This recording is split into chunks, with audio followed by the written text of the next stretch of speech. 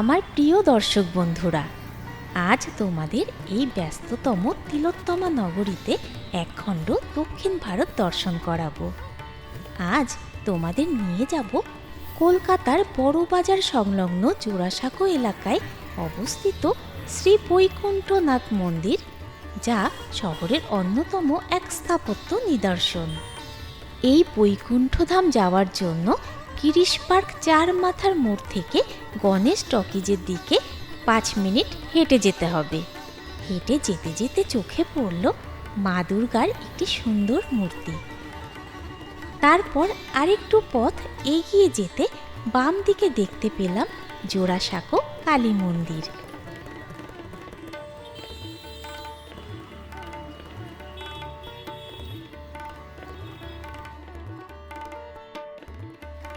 তারপর গণেশ টকিজ পার করে সামনের দিকে এগোতেই দেখতে পেলাম শ্রী বৈকুণ্ঠনাথ মন্দির।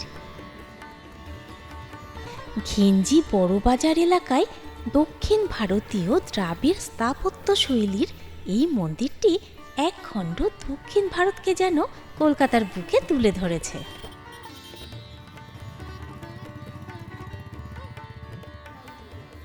মন্দিরের সামনেই পুজো দেওয়ার জন্য ফুল বিক্রি হচ্ছে।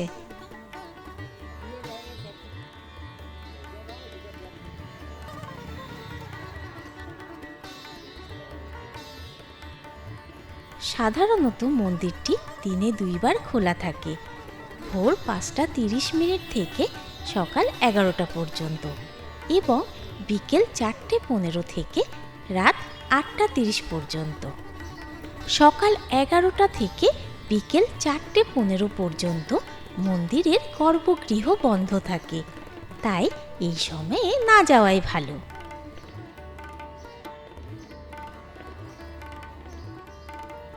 যদি তোমরা মন্দিরের বিশেষ আরতি দেখতে চাও, তবে সকালের শুরুতে বা সন্ধ্যার সন্ধি লগ্নে যেতে পারো।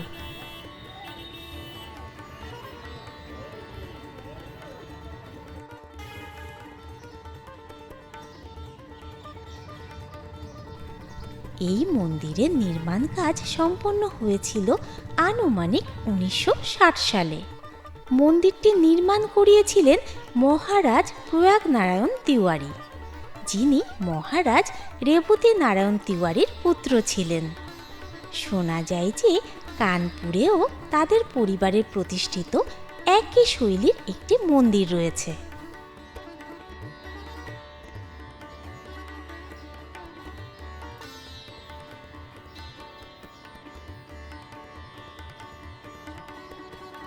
মন্দিরটি সম্পূর্ণ দক্ষিণ ভারতীয় স্থাপত্য রীতিতে নির্মিত। এর প্রবেশদ্বারে একটি বিশাল সুউচ্চ তোরণ রয়েছে, যেখানে নানান দেবদেবীর মূর্তি খোদাই করা আছে। মন্দিরটি যে স্থানে অবস্থিত, শোনা যায় সেখানে আগে প্রিন্স দ্বারকানাথ ঠাকুরের সৎ ভাই রমানাথ ঠাকুরের বসতবাড়ি ছিল।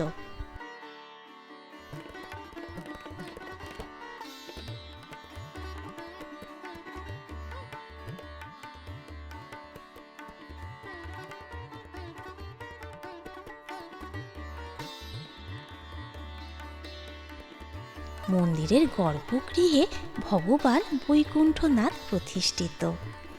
তার ২ পাশে রয়েছেন শ্রীদেবী ও ভূদেবী।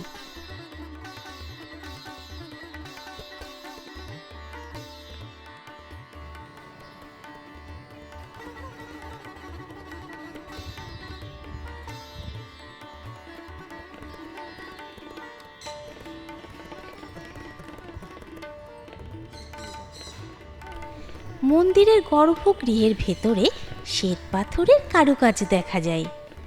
মন্দিরের দেওয়ালে ও স্তম্ভে পুরো রামায়ণ ও পৌরাণিক নানা কাহিনী খোদাই করা রয়েছে।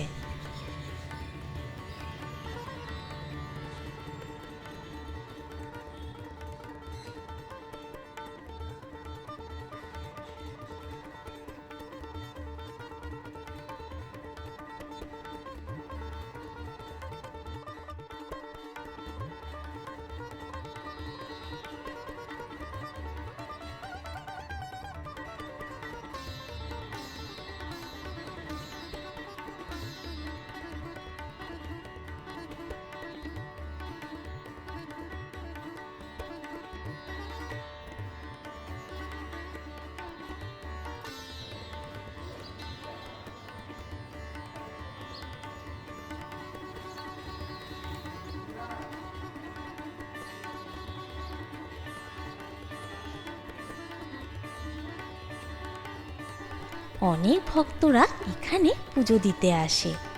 বাইরে ব্যস্ত রাস্তা থাকলেও মন্দিরের ভেতরে এক অদ্ভুত শান্ত ও পবিত্র পরিবেশ বিরাজ করে।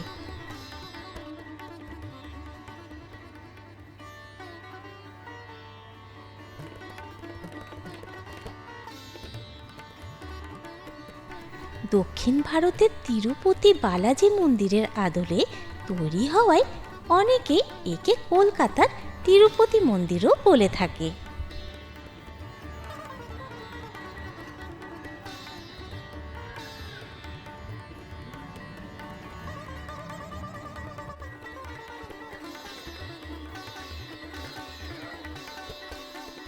এই মন্দির দর্শন করার পর আবার ফিরে এলাম গিরিশ পার্ক চার মাথার মোড়ে। এবার যাব রাম মন্দির।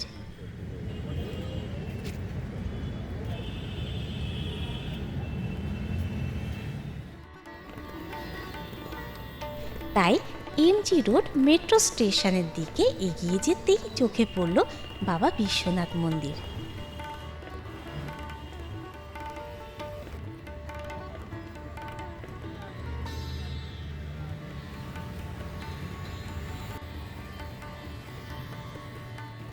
তারপর আরেকটু এগিয়ে যেতেই পৌঁছে গেলাম রাম মন্দির।